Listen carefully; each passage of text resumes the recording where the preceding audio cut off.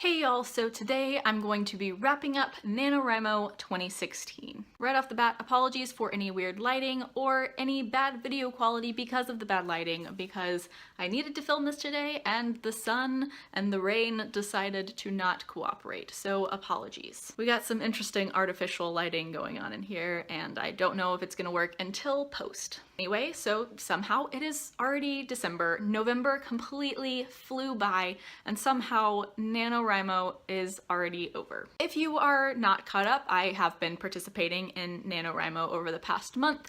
I did a lot of vlogs about it, which I will leave down in the description because there are too many to put up in the cards, but I will put up in the cards my last writing vlog where I talked about what I was going to be writing for NaNoWriMo. So today I'm just going to be talking about my NaNoWriMo adventure over the past month. My word count, my average, how I did on my novel, what I'm doing right now, and like my little tidbits like my writing triggers that I did and what worked and what didn't work. So right off the bat, I won NaNoWriMo.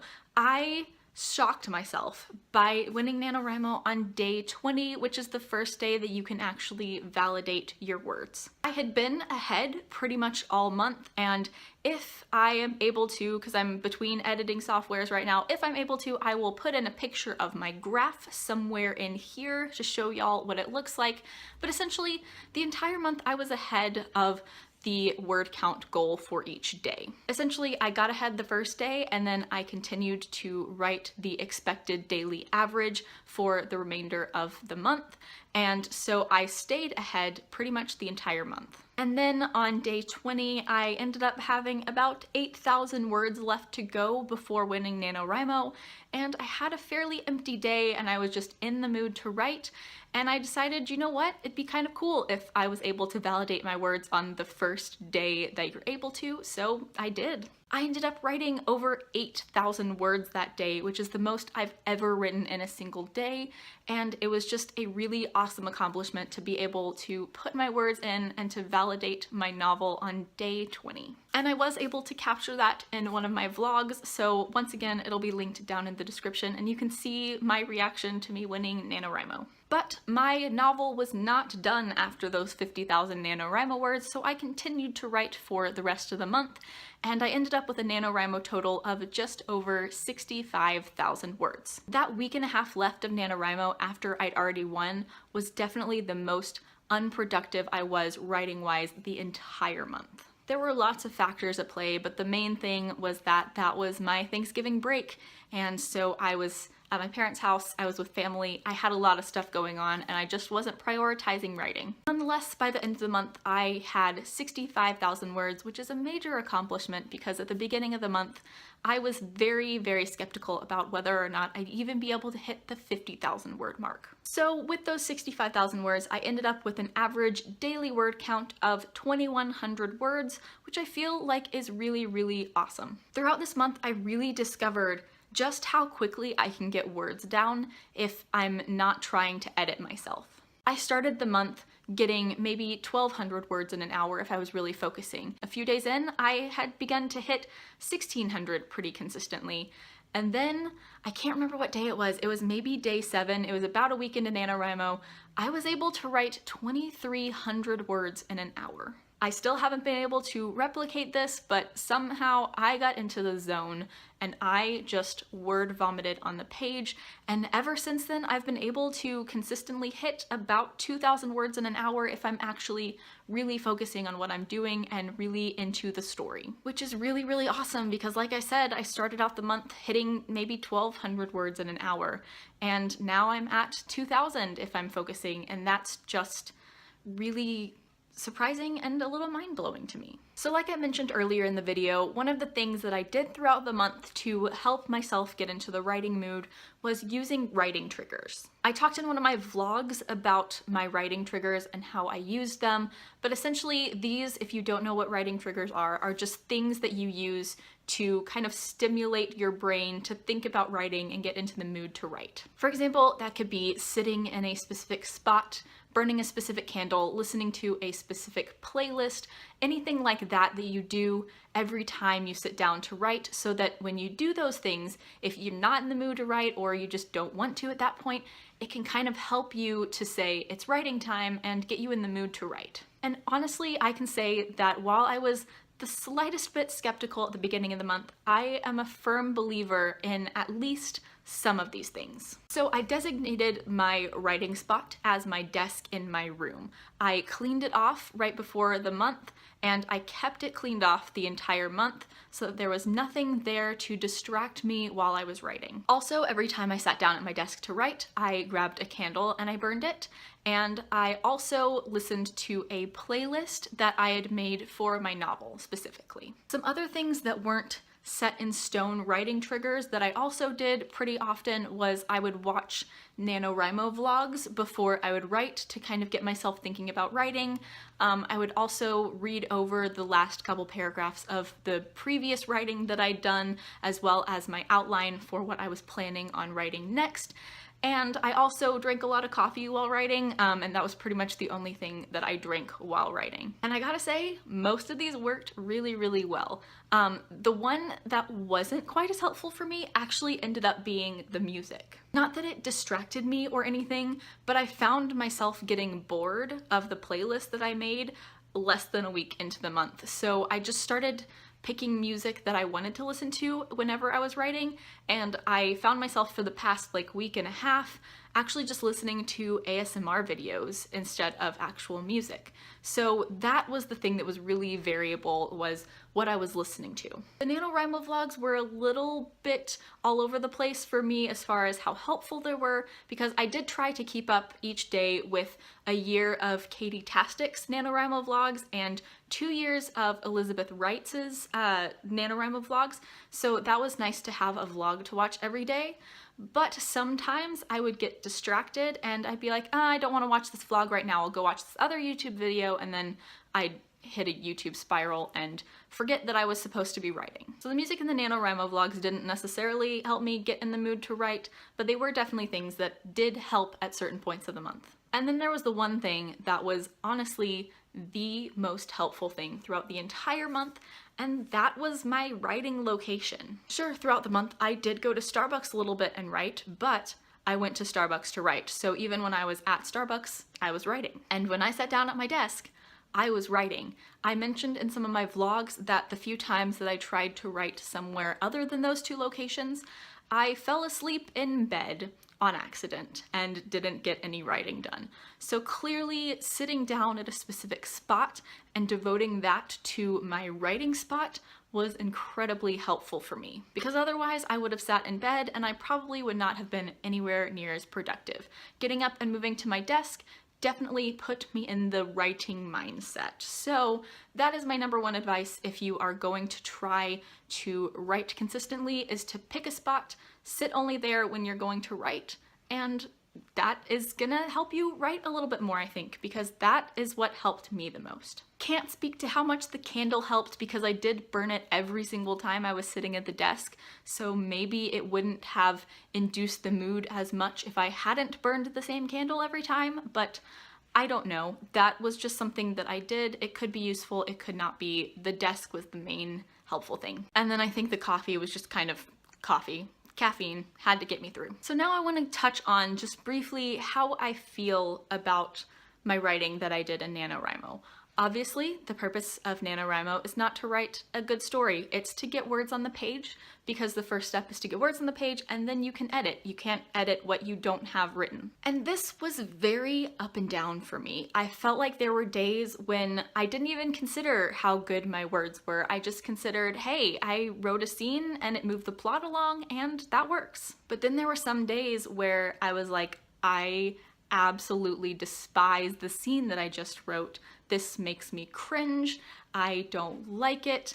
I feel bad about what I just did. Maybe that was because I felt like I wrote it poorly. Maybe I felt like it's because I couldn't quite relate to my character's actions in that scene personally, but something about certain scenes made it very difficult to write. And I know that this is a common thing to happen throughout NaNoWriMo, but it wasn't something that happened to me all the time. I didn't spend a lot of my time thinking that my words were awful, and so when it did come up, I just felt really, really bad and I almost didn't want to write. Obviously, in the end, it all worked out and I ended up winning NaNoWriMo, but there were definitely a couple days in there where I just felt really awful about what I'd written and I was like, this is total garbage. But overall, I feel fairly content with how I went about doing my story, and I'm excited to go forward with it. So now, things that surprised me in NaNoWriMo, and not just about the writing process, but in my story as well, because even though I am a planner and I had an outline going in,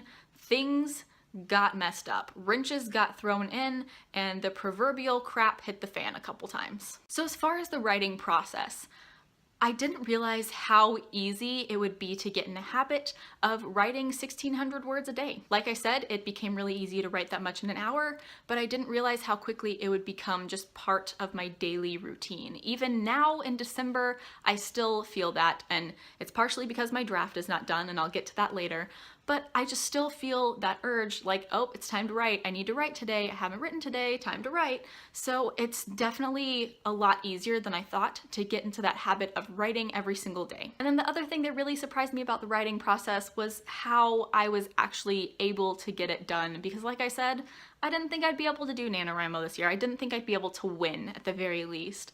And I was surprised by how easy it became eventually to sit down and focus. And like I said, I think that was because I devoted a spot to writing, but that was one of the major things that surprised me was my ability to actually focus and write, because I am a serial multitasker and I like to do 20 different things at the same time, but just writing and doing that singular thing at a time was actually a lot easier than I thought it'd be. So then story-wise, there were a couple things that surprised me. As I mentioned in my NaNoWriMo tag linked in the cards, I discovered a couple days into NaNoWriMo that one of my characters suffered from panic attacks. I went into more detail in the tag, but essentially this wasn't something that I thought would be a good character flaw to work through. I just realized that the way that this character was reacting to things was kind of like a panic attack, and I realized that they were having panic attacks. Like I said in that video, I still need to do more research into them and understand more intricately how they work and how they feel to the person suffering from them, but that was something that got introduced into my story. There were also a few scenes that I ended up including in the story that initially were not outlined in the slightest, but they actually helped to move the plot along a lot better than what I had planned originally. So those were a couple other things that got thrown in that were surprising to me. And the last one that I can really think about that changed my story up is that there was one character that was initially meant to be kind of not a full side character, but not incredibly prominent in the story. Like, they would show up fairly often, but they weren't an active participant in the main plot line. And the more that I wrote this character and the more that I included this character in scenes, the more I included this character in the main action of the plot and the more that I fell in love with this character. And they ended up being kind of like the most prominent character after the primary three characters. So that really surprised me. And I'm really glad that this character did gain some more prominence in my story because, like I said, they ended up being a really fun character to write, and I really enjoy them as a character, and I definitely want to make sure that they are as prominent as possible in the story because they're lots of fun. That's all I can think of right now about what surprised me in my story.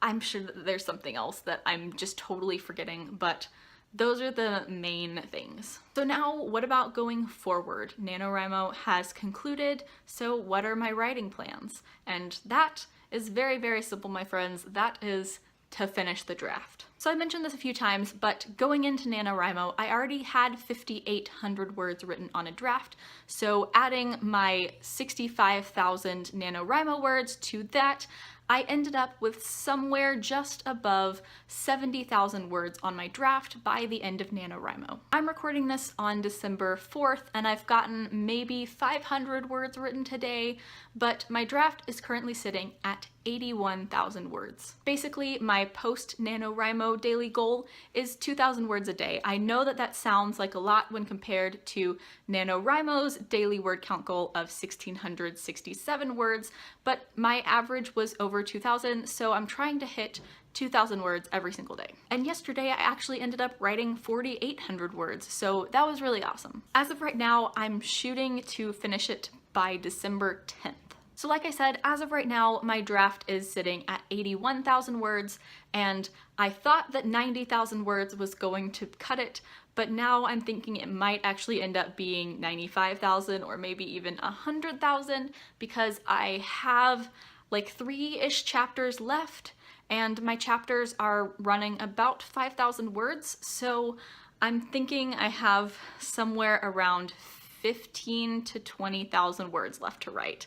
And somehow I think I'm gonna get those done in a week. I don't know. Basically, the reason for picking December 10th is that I'm going to be heading to my parents' house for winter break on the 17th, and I want to print my draft before I head there. And the reason that I'm giving myself that week-long buffer is because I do want to give myself extra time if necessary to finish the draft, but I also want to mess around with my outline and print that out before I head to my parents' house. Another reason that I want to give myself that week-long buffer is I want to be able to film a writing vlog that week, where I go into more detail about what I'm actually going to be doing editing-wise over my winter break. So that's essentially my goals for right now. I want to have the draft finished by the 10th if possible, so I can print it out and do some things with it over break. I do have some pretty clear-cut ideas on what I want to do editing-wise right after finishing the draft, but I do need to let it sit for a little while, so maybe the first week of break I will just not touch it, and then maybe get into some of the things with the outline that I'm planning on doing. But those things will be addressed in the writing vlog that I plan to record that last week that I am here. So that is it for my NaNoWriMo wrap up. I cannot believe that it's already over, partially because I'm still writing and still drafting constantly. But I can't believe the month is already gone, and I'm just very excited by everything that I've accomplished this month, and yeah, I'm just very excited to finish this draft, honestly. I said this in my last NaNoWriMo vlog, but congratulations to anyone who won NaNoWriMo or those who participated as well. Even if you didn't win, you got words written, and that is definitely a major accomplishment and very great for your novel going forward. You can't edit words that you haven't written already, so the first step is writing words even if you don't write 50,000 of them. As always, links to all of my social media will be down in the description, including Specialis Revelio, which is my Harry Potter analysis blog, which I will be starting up again once I go on break, aka once I finish this draft. I will be going back to that because it's been on a bit of a hiatus since I've been noveling for the past month. But also there will be my main blog and my Twitter and my Goodreads. Please add me as a friend on Goodreads. I would love to be friends with all of you. Like, comment, subscribe, all that jazz. Thank you so much for watching. Bye!